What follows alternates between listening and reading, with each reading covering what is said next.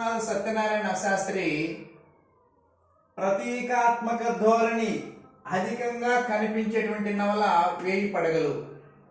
వేయి పడగలపై విశ్లేషణ గ్రంథం రాసింది భూమయ్య.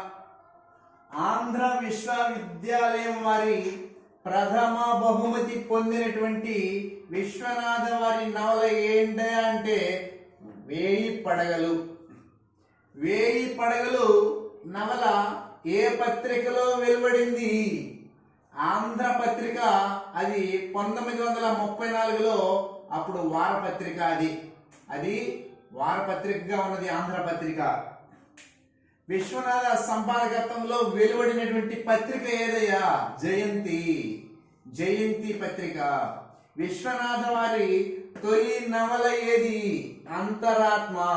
ఆయన అంతరాత్మను సాక్ష్యంగా పెట్టుకొని నవల ప్రారంభం చేసినాడు. అందుకని అంతరాత్మ నవలను గుర్తుపెట్టుకోండి.